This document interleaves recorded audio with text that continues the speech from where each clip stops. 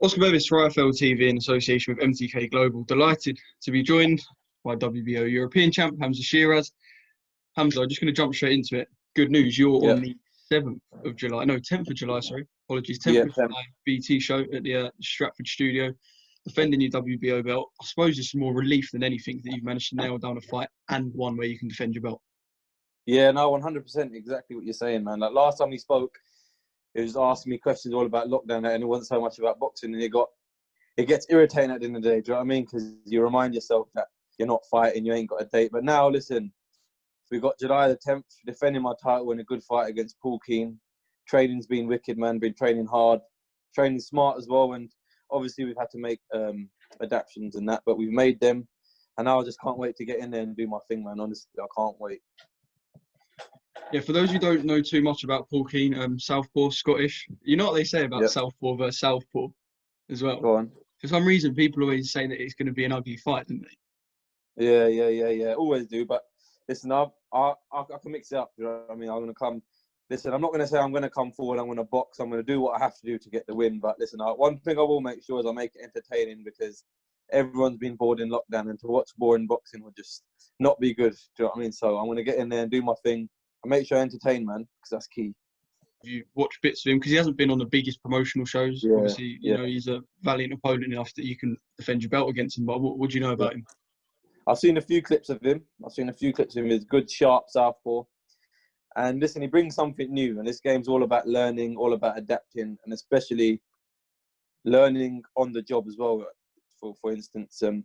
And he brings, like I said, he brings something new. And like you said, for those who ain't seen him, he's a slick, sharp southpaw, quite tall as well. So, inshallah, I'll get past this, and a couple more boxes will be ticked off, and I'll be chasing that world title one step closer. Do you know what I mean? How much do you know about sort of the studio setup? Because, you know, all it says is it's going to be at the BT studios in Stratford. Do you know much about what the setup's going to be like? Obviously, at the end of the day, it's still a ring, but it's not going to be, even if it weren't for, it's not going to be rows of chairs. It's not going to be like an arena. It's literally a studio. It's just going to be a strange setting. Yeah, no, it is. I see a picture of the Cage Warriors thing there the other day at the BT Sports Studio. And to be fair, obviously, because there was a crowd there, it looked all right. But there's going to be a couple people in there. But it is what it is. But I think the best way to look at it, for example, is it's obviously not the best of situations, but it's not going to happen again. So while it does happen, and while I can fight, and while they're making the fights happen, we might as well just grab the opportunity and just, like, it's a once-in-a-lifetime thing, innit? Unless it happens again, it's a once-in-a-lifetime thing. And I'm looking forward to it, but regardless of where it is, it could have been in a bloody park or whatever. At the end of the day, it's still me and Paul Keane in the ring, and I've got to get my job done. I can imagine you're sort of what Frank would consider one of his key assets now for domestic fighters, because I'm going to talk to Akib Fiaz in a bit, and I can imagine he's probably had to pester Eddie a bit because he's a prospect, and, you know, Eddie's got a lot of fighters with belts to get out. I can imagine with you that Frank wanted to just get you out, and you didn't really have to be like, can I have a fight? And it was just, let's get Hamzah on the show and get him out and get him active. Yeah, no, it was a blessing actually winning the title in my last fight, because if I didn't have a title now, God knows if I would have got on the show or not. Do you know what I mean? And because if I didn't have a title, I don't think I would have been in the show anyway, because it's got to be TV worthy fights. Do you know what I mean? Like I said, no one wants to see a boring fight. It's got to be TV worthy fights. So listen, it was a blessing that I won that belt, man. And I suppose it's a blessing that more people are going to watch this than ever as well. But I suppose you don't really feel the pressure, I imagine, when it's people on the other side of the TV screen, because you won't be able to comprehend how many people are watching. I can imagine it's going to be big numbers for BT.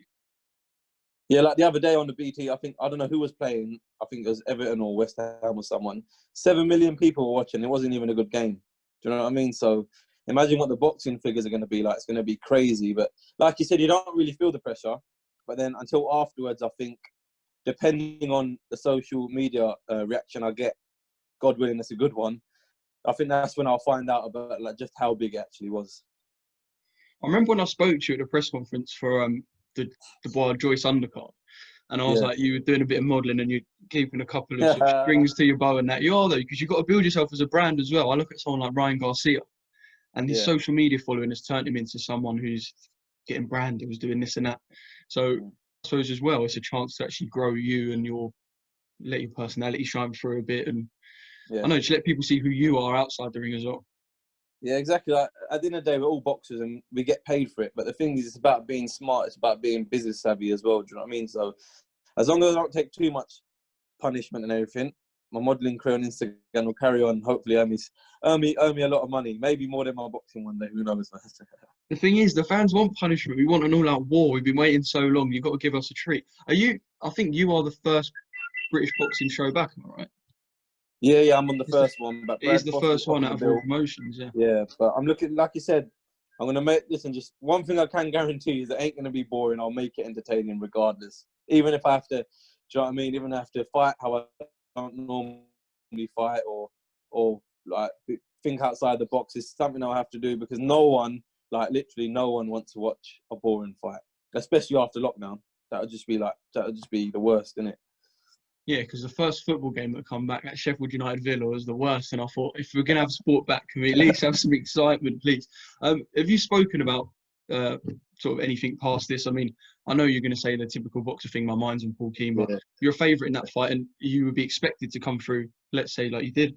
Have you thought past it? Perhaps will you do 2 shows behind closed doors, potentially? Have you spoke about to Frank when this will end and fans could come back, or is it literally just this? All I know is just this at the minute, but I don't want it to happen again. Reason being is because I don't want to get used to the lockdown lifestyle of fighting. I don't want to get used to that because that's not what we know and that's not what boxing is. Boxing is, the fans are basically what make boxing at the end of the day. Do you know what I mean? So I don't want to get used to it, but if I have to, I will. And also, if I do get used to it, coming back, say when we're allowed to for fans to come back in again, it's just going to be more of a shock than they think. It'll be like going back to my debut again. And plus, it'll be double figures and it'll be more pressure because there'll be more people and I've got a belt under my name as well. So listen, hopefully it's just a once in a lifetime thing. And like I said, I've been lucky enough for the chance to fight on it. Just before we go, for all the punters out there, someone who's looking to put a bet on, how does Hamzah Sheeraz win this fight? Hamzah Sheeraz definitely wins, inshallah, God willing. I'm not going to say how yet because I don't want to jinx it. I said it once in my second fight and I won that fight by 1 round. Yeah, so I'm not doing that again. I'm not doing that again, man. So yeah, man.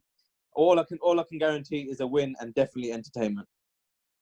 Love that. Just quickly, actually, and this is bad for someone in my position. Who's a WBO champ at 154? I can't even rack my brains. It's Brazilian, isn't it? Teixeira. Yeah. That's Teixeira. That's it. Yeah. Do you have your eye on that for next year? Listen, if God willing, I got the opportunity or the call up, because let's say God willing, I win on July the 10th. My ranking goes up. I don't know where I'll go, but I'll be obviously above 15. And if after another defense, I get myself in the top 10. In terms of a voluntary defense, he could, like, if you get the opportunity, you're going to pick number 10, for example, aren't you? You're not going to pick number 2. So if that's my name and I get the call up, listen, I'll have the opportunity with both hands. And yeah, man. But like I said, I don't want to jump ahead of myself and start thinking world titles and everything. I've got a title to defend July the 10th, and God willing, I'll do that.